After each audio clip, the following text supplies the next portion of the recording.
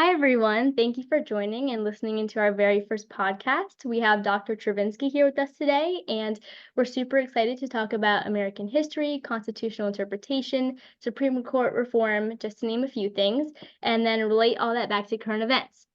But before we start, I'm going to read a quick bio and then we'll jump into the questions. Dr. Lindsay Chervinsky is a senior fellow at the Center for Presidential History at Southern Methodist University. Dr. Chervinsky is the author of the award-winning book, The Cabinet, George Washington and the Creation of an American Institution, co-editor of Mourning the Presidents, Loss and Legacy in American Culture, and the forthcoming book, Making the Presidency, John Adams and the Precedents that Forged the Republic. She regularly writes for public audiences in the Wall Street Journal, Miss Magazine, The Daily Beast, The Bulwark, Time Magazine, USA Today, CNN, and The Washington Post, and regularly offers insight on TV, radio, and podcasts. So we're super excited to have Dr. Chervinsky here with us today, and we're ready to jump right in. The first question is going to be more about your passion about the area of expertise. So in this case, why did you decide to focus on American history, the presidency, and the cabinet? Well, I've always been really interested in history. I think what I find so fascinating is seeing the parallels between what is unbelievably different and what is the same. So, for example, if we're talking about early America, there's no electricity, there's no running water, their day-to-day existence looks quite different. And yet, they're still human. They have relationships and concerns and fears and interests. And so I think that the centrality of the human experience, while things feel and look so different than what we're used to, is always what's been interesting to me. And then in terms of the subject matter in particular, I'm really interested in power and how people use it, and whether that's for good or for bad, and who uses it well and who uses it poorly. And I think that what's really interesting about the presidency, especially in the early Republic period, which is where I started, is that because they were creating this system from scratch, every single decision, every single person had such an incredible ability to leave a huge impact on what ended up happening in our system. And so I think that I was just really fascinated by how much one person could change the course of history. And the more that I study the institution, the more, of course, relevant it feels today. And that's always, I think, really helpful to be able to see those parallels. Yeah, for sure. Thank you for sharing that. And that kind of leads me perfectly into my next question about relevancy and how just history kind of either repeats itself or we see patterns. Um, so, talking specifically about democratic norms, there are many discussions of threats to democracies and challenges to democratic norms, specifically gerrymandering or voting rights at the state level, respect to the rule of law, candidates' qualifications for running for office, January 6th. So, I'm just curious about your assessment of where we are as a nation and what these times mean for my generation in particular. Yeah, well, so history is really helpful because I think it both provides comfort and helps you see what is truly and genuinely unprecedented. And so sometimes that's scary because when things are unprecedented, that's very novel and new, and it's hard to know what to do in that moment.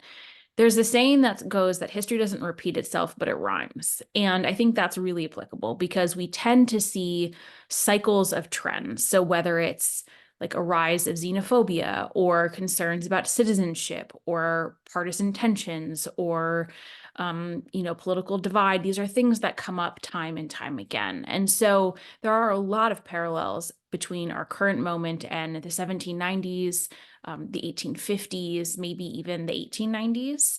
Now, on one hand, that's good because it means that we have been here before, we have come through it, we can come through it again. And I think how we as a nation got through some of those moments do actually provide pretty helpful insight into where we are today. On the other hand, if the 1850s are our closest parallel, that led to a civil war, and that's not great.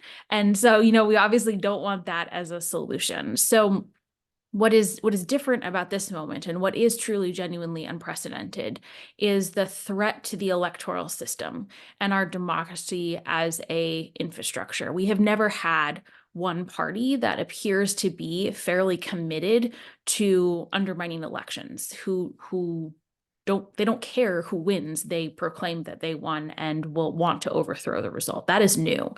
Even in the Civil War, the South, the Confederacy, acknowledged the result and just didn't like it and wanted to leave. And so that newness, I think, does present challenges of how do we combat that because we've never been there before. I think the challenge for this particular moment is that the democratic process requires citizen participation. It requires buy-in. We don't enforce every single norm and expectation through force, through law. There's a lot that depends on precedent and custom, and it depends on people upholding expectations for certain types of behavior. That requires citizens to pay attention. It requires them to care about those things. It requires them to enforce them either through elections or shame or any form of sort of peer pressure. And right now, a lot of people have become convinced that democracy might not be worth it, that it's sometimes very messy. Maybe it's not a very efficient form of government. Maybe it's not actually the best option, and they should really explore some other things. So I think the current challenge is to convince Americans, but I would say especially younger generations who have every reason maybe to be distrustful of democracy. It's been a really rough couple of decades, that this is actually a really good form of government. And it might be messy, but messy is good. Messy is useful. Messy means that you can have influence and impact and convince people to fight for that democracy and to want to preserve it and save it for future generations.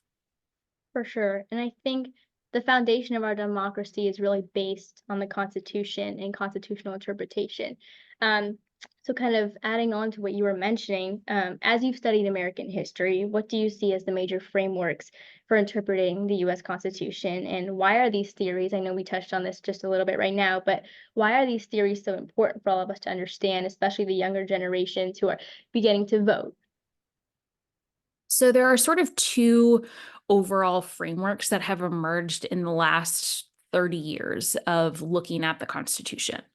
Up until about 30 years ago, maybe 40 years ago, most people looked at the Constitution as something that was a really good starting point, but they didn't necessarily interpret it as what we would think of as strict construction, or they didn't necessarily think that you had to stick to the letter of the law exactly as it was written at that point. There was some flexibility in interpretation. There was some flexibility in what that meant for today. And the idea was to think about what was best for the country at the moment and how to arrange that outcome while staying as true to the Constitution as possible. Now there are sort of two interpretations. There's what is considered to be the originalist interpretation, which is you take exactly what the Constitution says and however people at the time understood that, what they understood that to mean. So whatever people understood the Second Amendment to mean in 1787, that is what the Second Amendment means today. And then there's another group that says, maybe that's a little ridiculous. Maybe, 17 best knowledge and best wisdom in 1787 isn't what best suits the country in 2024. And we should think about within the sort of spirit of the Constitution, what would be best for the nation.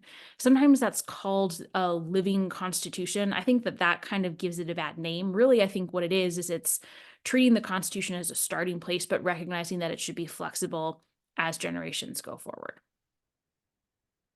And especially as younger generations are beginning to vote, I think learning about the Constitution is so important to have just a simple understanding about our country and democracy as you enter that process of voting that is so important to all of us. And I know last time we spoke, you shared a perspective about how judges are educated and trained both as lawyers and as judges. Would you mind describing your thoughts and suggestions on how both colleges and law schools should prepare future lawyers and judges? Yeah, I just want to actually circle back to one thing that you mentioned in terms of the importance of understanding the Constitution. I think that a lot of our dissatisfaction as a society with our government is that we don't actually understand what people are empowered to do. And so we sort of expect like the president to be able to fix everything. Right. And the president is super powerful and probably the most powerful position in the world, but the president can't actually fix everything. And so I think that if we have a better understanding about what each institution is empowered to do, and especially what they're not doing, that is really useful for trying to hold people accountable, but having also very realistic expectations. In terms of lawyers and judges, so when one goes to law school, you are studying the laws, you are studying how the laws have changed over time, but you're not necessarily studying how those laws were made, what the history of those laws were, sort of the context of the time. And you're definitely not learning how to be a lawyer. Most people learn how to be a lawyer once they're actually in a position and they sort of have an apprenticeship, whether it's as a clerk or as a junior lawyer at a law firm or something like that. So I think there are a couple of things that we could do. I think it would be really beneficial for a lot of lawyers and judges to have sort of a history of the law class, to understand the Constitution, especially as a series of compromises. It is utterly impossible to read the records or the letters that were written around the Constitutional Convention and to come away with a sense that this was like a holy relic that was passed down from, high above. It was a hodgepodge of agreements that they were trying to paste together to get as many people as possible in the room to sign the final document, and then to get as many states as possible to ratify it. And sometimes they, tried to call people's bluffs, and South Carolina threatened to leave over slavery. I mean, this was not necessarily always a high-minded debate. And I think that if more people had knowledge about how that actually came about, it would be a little harder to treat it with some of the sort of mysticism or some of the perfection that sometimes we attribute to the language. Mm-hmm. I think specifically, I know you just mentioned originalism a little bit earlier on.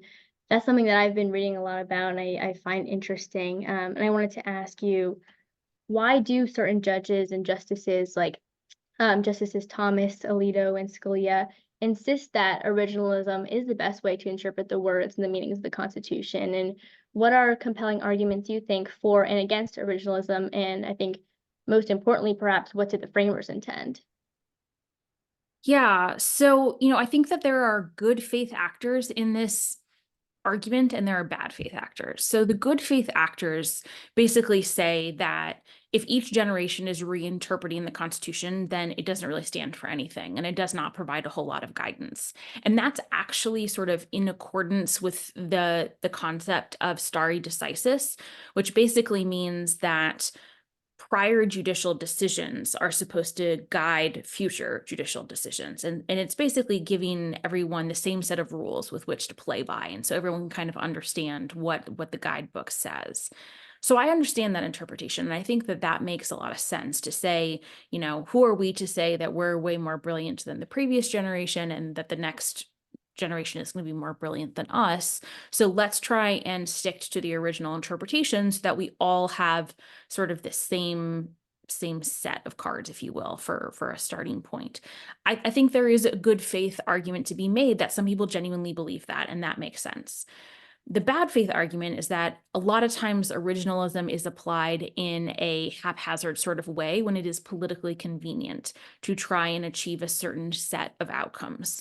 So, for example, one of the most obvious cases is around the Second Amendment. For a lot of people who are more in favor of lenient gun restrictions, they apply originalism in that case, but then maybe not when it comes to the interpretation of the 14th Amendment. If you were to apply an originalist interpretation to the 14th Amendment, it would look very different than some of the cases we've seen in the last couple of years. So I think there is also good reason to sometimes be skeptical of how people are interpreting or are using originalism to interpret the Constitution in a convenient or politically biased manner.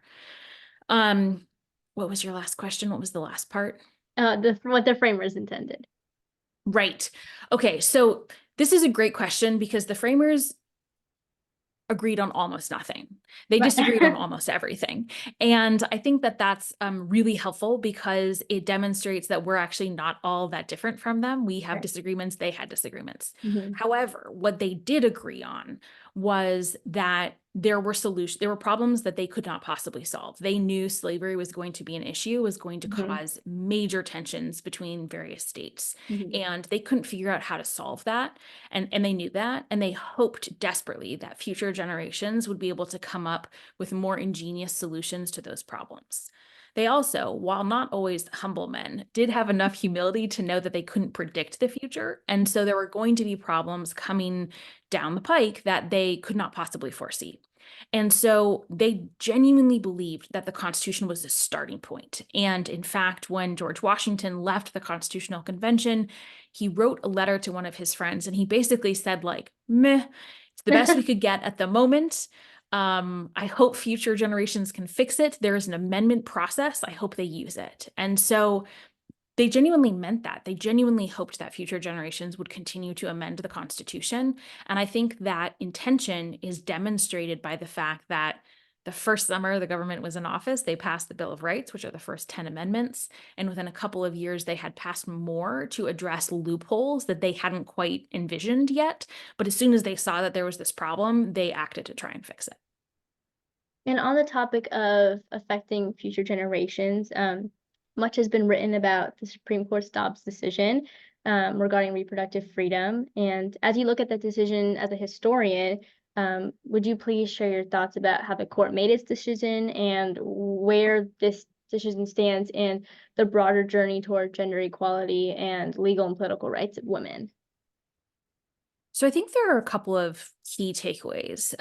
The first is sort of a sarcastic one, but if you're basing a lot of your historic judgment on Matthew Hale, who is most known for his interest in burning witches in the, I think it was in the 17th century, 1600s, that's probably not a great place to start for 21st century jurisprudence, which is what Samuel Alito did in the Dobbs decision. He cites Matthew Hale. So as a starting point from a historian, when we see that name, we're like, maybe that's a bit of a red flag. Yeah. Not a great start. The second thing that I would say is I mentioned stare decisis earlier, and stare decisis really is what is supposed to guide the Supreme Court, especially because that is the law of the land. And Dobbs basically ignores all previous precedent. It throws out the concept of stare decisis without really explaining why or what caused them to change their minds or why they're taking this giant step in overthrowing all of this precedent. Over the history of the Supreme Court, that has only happened a couple of times, and usually what we would think of for pretty good reason. So, for example, when Brown versus Board of Education was decided, that was essentially throwing out the stare decisis of Plessy versus Ferguson, which had said that separate but equal was totally fine, like segregation was totally fine. And Brown versus Board of Education said, no, it's not. That doesn't happen. The reason we know those cases is because that doesn't happen very often. So this was a huge historic anomaly in the history of the Supreme Court. The third thing I would say as a historian and as a writer, we are taught, and I think, the history of humankind has borne this out, that every writer, no matter how brilliant they are, can really benefit from an editor. More eyes are always helpful on prose. It makes it sharper, it makes it cleaner, it makes your arguments more refined, and there's a reason we have editorial processes. If you look at the leaked Dobbs decision, once it was leaked, there were commentators that were both sort of liberal and conservative, progressive and far right, and people offered up a lot of suggestions that could either improve the argument to make it stronger, to demonstrate places where it perhaps was inaccurate or could have, had some weaknesses. And Samuel Alito took none of that feedback when he made his final decision, and in fact added even sort of more quite strident criticism of his colleagues. And to me, in terms of the Supreme Court, it demonstrates a low point of collegiality in the institution, that he was so uninterested in trying to make a stronger argument and trying to make one that his colleagues could get on board with. So this probably won't come as a surprise to anyone, but as a result, the Supreme Court is really at sort of a low moment, both in terms of collegiality, but also in terms of public opinion and trust for the institution. And the Supreme Court desperately needs trust because it doesn't have an army. So if it wants people to take it seriously, it needs to act like it. In terms of women's rights, we have not seen too many moments in the United States history where a right that people came to depend upon or expect was in the Constitution based on either a Supreme Court decision or legislation has been taken away. It is a real step backwards, and that hasn't happened too often. It has occasionally happened. For example, women in New Jersey right after the Revolution actually had suffrage. Women of property had suffrage. They could vote.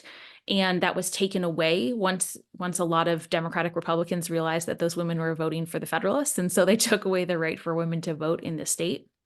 So, but that was of course, at a state level. Mhm. And then the arc of Reconstruction was a moment in which a lot of recently emancipated Black Americans had gained the right to vote. They had gained the right to serve in office. And then that was sort of chipped away at through a series of Jim Crow laws. But it wasn't ever the Supreme Court saying, here's a right that you had, we're now taking it away. So I think there's a reason it was such a shocking moment for everyone, but especially for women, to feel like it was almost a slap in the face of a right that you thought you had was now no longer there.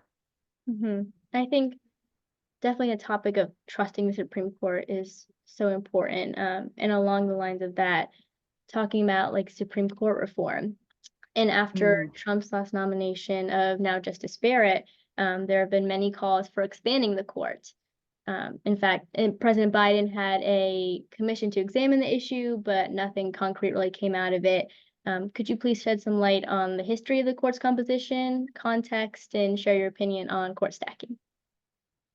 Yeah, absolutely. So it's really important to know that the number of justices that are on the Supreme Court is not in the Constitution, and it is really up to Congress to decide at any given moment. The number has fluctuated over time. There's nothing special about 9 per se. Sometimes it's 6, sometimes it's been 8, sometimes it's been 7, sometimes it's been 9.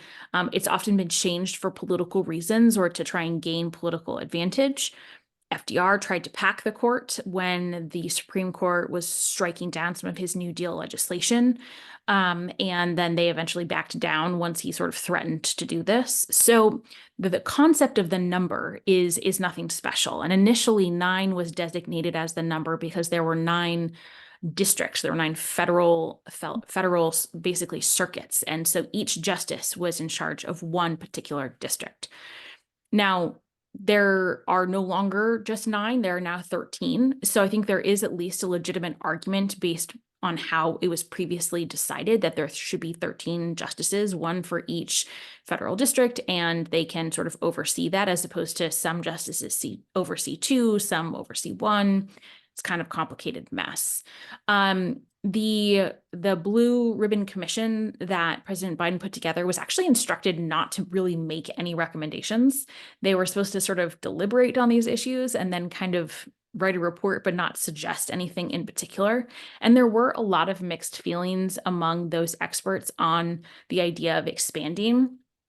And I share some of those concerns because even if there are really good reasons right now to expand, whether it's the number of districts or the fact that I think there's a good faith argument to be made that 2 of the current justices were kind of stolen seats, it's going to appear to be political. And so there's going to be incentive in the future for other presidents to keep expanding it and expanding it and expanding it.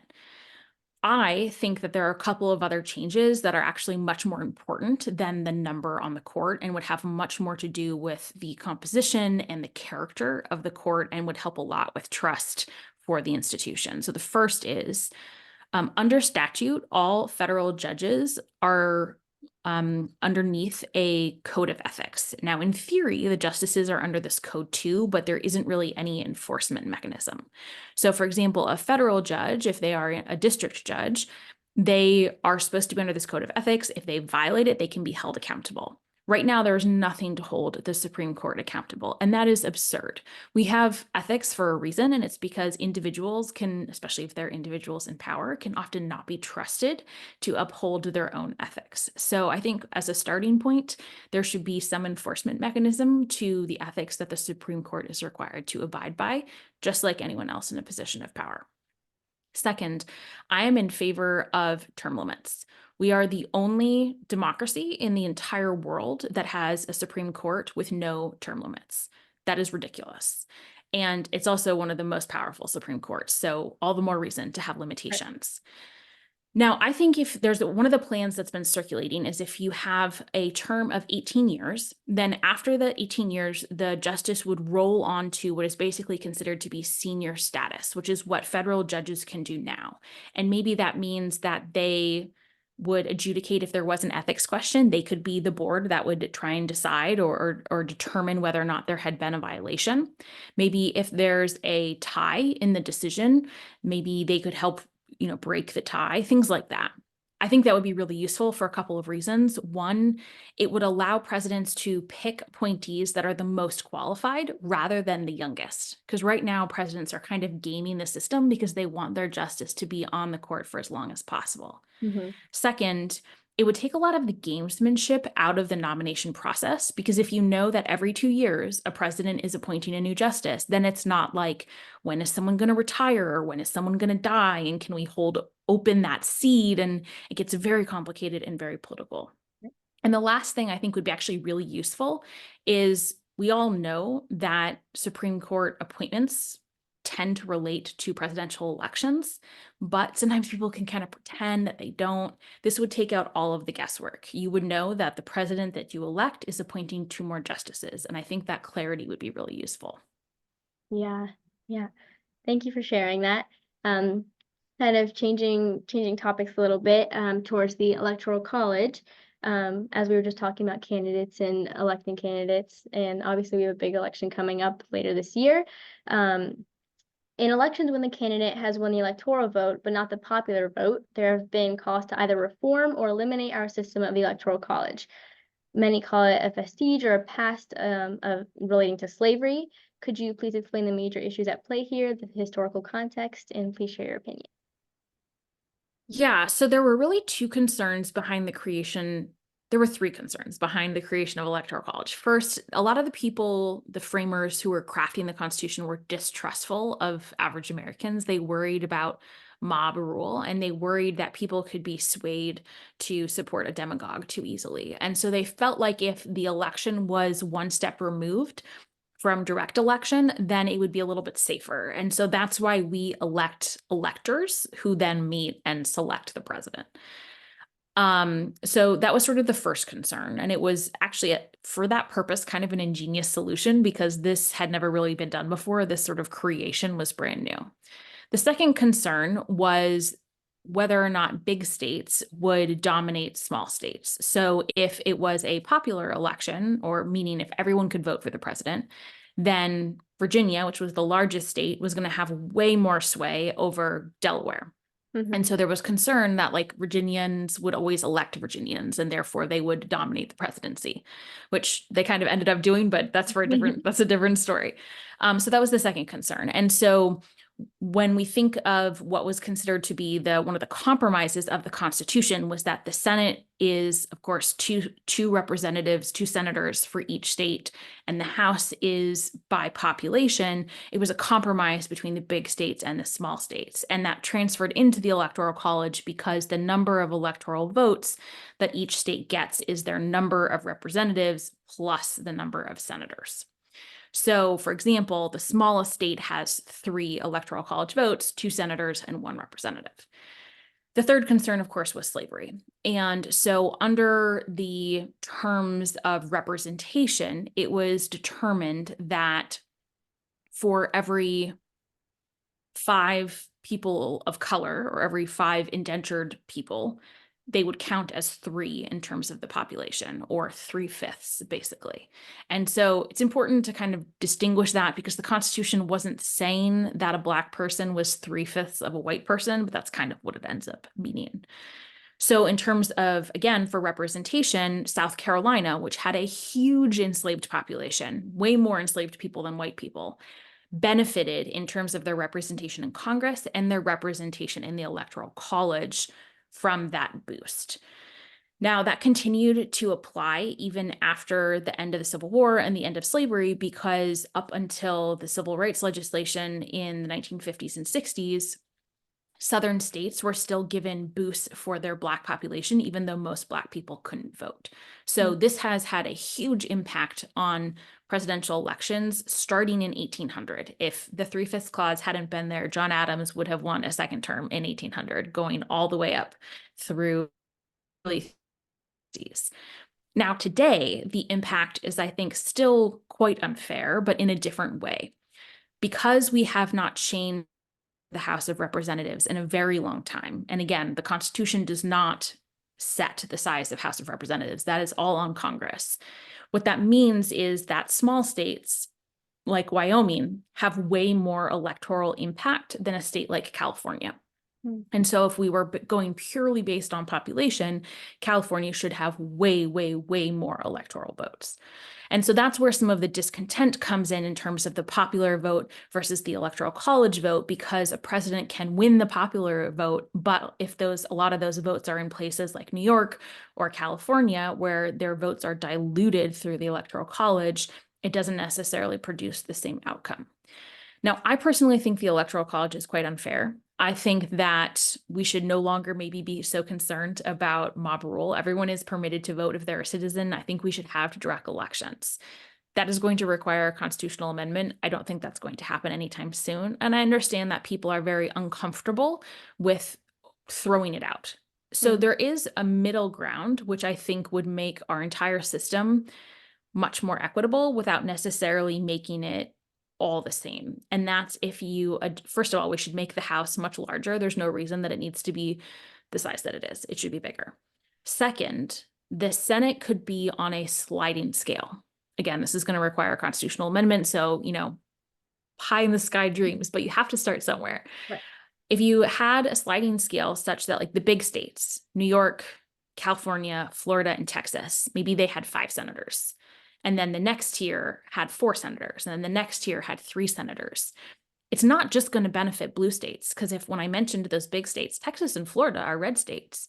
So I think it would just make the entire system much more in line with the population and with sort of democratic interests, in a small d democratic interests, in a way that I think would really benefit us. Hmm. And That talking was a about long answer. Sorry about that. no, thank you for explaining it. And talking about democratic interest, my next question is about partisanship, and about the two-party system and how it came to fruition. And I think last time we talked about how George Washington was concerned about a hyper-partisan structure and was very anti that. And we'd love to hear your thoughts as to what he would think today, and seeing how fractured our country is, if you think in the end he was right that we should have avoided this.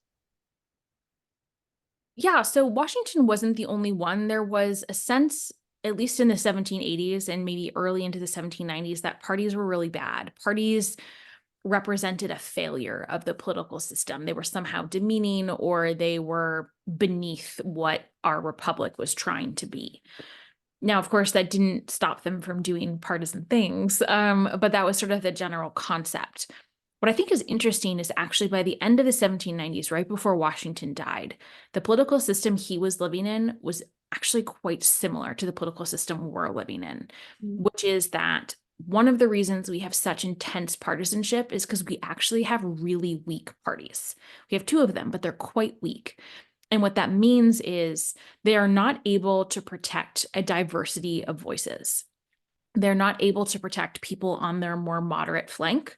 They're not able to protect them from primary challenges, or if they need to take a vote that's not necessarily in line with what the rest of the party is doing, but is good for their constituents, the party structure cannot protect them. And so we've seen this a lot in the last 10 years. There's been a huge increase in primary challenges, especially in the Republican Party. And the Republican Party has replaced its own Speaker of the House 3 times, which is quite unusual in modern history. And so I think one of the reasons we're seeing an inability to compromise, an inability to see bipartisan legislation, an inability for people to work across the aisle is because of these weak parties and the really intense partisanship that we're seeing. That was actually quite similar to the 1790s because the parties were still sort of new. They hadn't developed the same sort of institutional or infrastructural power.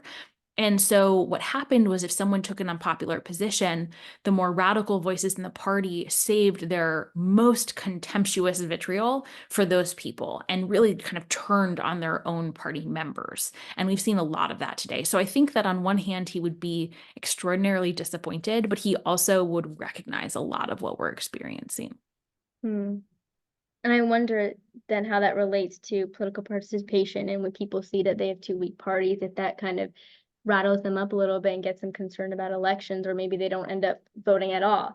Um, But when talking about women's activism and political participation, from a historical perspective, are we at a high point when it comes to women in elective office and women's engagement? And where do you see room for improvement? I know we just talked about electoral college reform, access to voting, and political representation.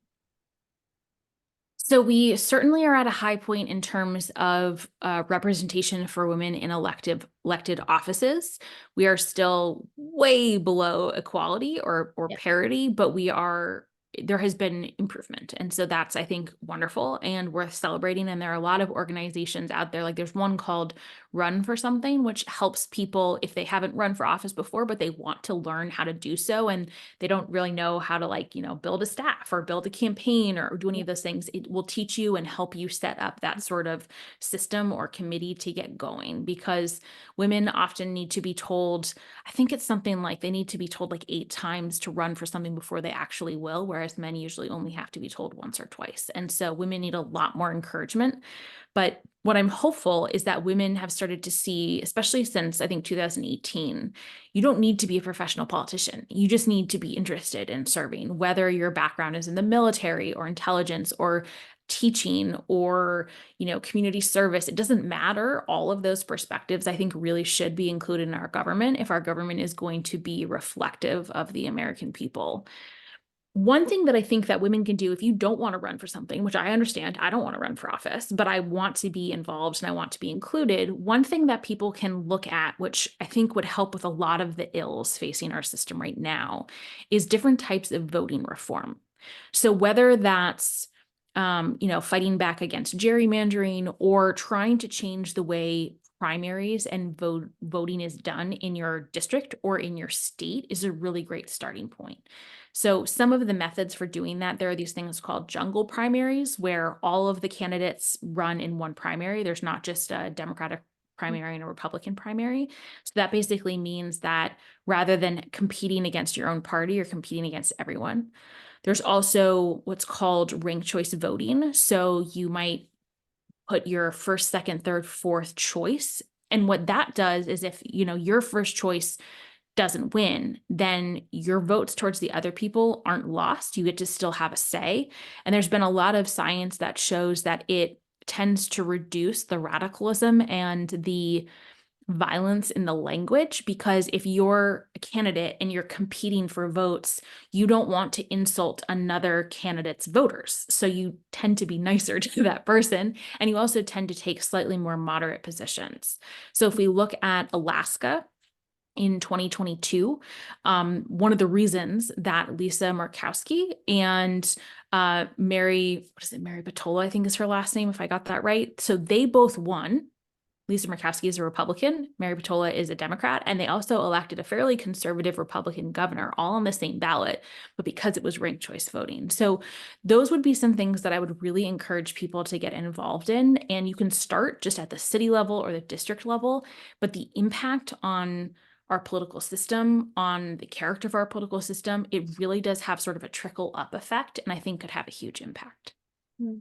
And thinking about the trickle up effect, especially with the election of Vice President Kamala Harris, where do you think for women in America, how do you think that we can frame her election in the broader context of equality and kind of moving in that direction? Well, I think it has to be seen as a starting point. So humans have a really hard time envisioning something as a possibility until they've seen it before. And so it's really hard for us to elect a female president because we haven't seen a female president. Yeah. Now, I should point out that there are a lot of other female heads of state. We're one of the last to actually have one, which is kind of embarrassing, but it's partly because we haven't seen it. We've only seen men in this position. And so it's hard for us to envision something that looks different. The same was true with when Barack Obama was elected. We had only seen white presidents. So to see a Black president was a big deal. So I think for Kamala Harris, it's a huge step in the right direction because we have now seen one more position that women have filled and can do so quite well. And so I think that's a great starting point. I think also once someone there's a huge amount of pressure that comes with being the first. Yeah. Because you don't want to be the last. Right. And if the first fails, then it is going to be held against the people who come after them. And so I think that that we can get people, the easier it will be for people to fill those positions just as a leader, as opposed to also a woman and also, and it will be more about who they are as a, as a Democrat or a Republican or just a vice president, as opposed to what their, what boxes they also check. And looking forward to the 2024 election when we have that Biden-Harris ticket again. From your vantage point as a historian, what does the upcoming 2024 election mean for women's rights, like legal, political, civil? Yeah, I mean, I think that at least, well, I should say historians are terrible future predictors as a starting point. Like we're taught not to do it. We're taught to look backwards. So it's an important caveat. But I think that at least based on the last couple of elections, is pretty clear that women are motivated to participate. They're motivated to vote. They're motivated to run for office. Mhm. And since the Dobbs decision, at least the implications of that vote and the potential consequences of that vote are shockingly clear. I think for women, but also for, I mean, the most pro abortion or pro women's health choice vote is actually young men, because they recognize that women can't get pregnant on their own. And Mm. so I think that it is an opportunity for women to make an issue that has long been considered to be a women's issue to be Mm. a human rights issue, in a way that is, I think, important and long overdue. And kind of adding on to that and incorporating everyone in the broader picture, to the women in my generation, if you were able to give a marching order, or advice on how to incorporate everyone in this bigger discussion, what would it be and why? It's a really good Which I question. know is very broad. It is a big question. I've been really inspired by what the younger generations, by their enthusiasm and their commitment to the democratic process. So, what I would encourage everyone to do, especially all the women to do, is to view voting not so much as a privilege, but it's an obligation, it's a duty, Right. and it needs to be taken really seriously. Even if you think your vote doesn't count, it always counts, Yeah. because even if your election is determined, that number demonstrates that there's passion and interest for a candidate or an issue.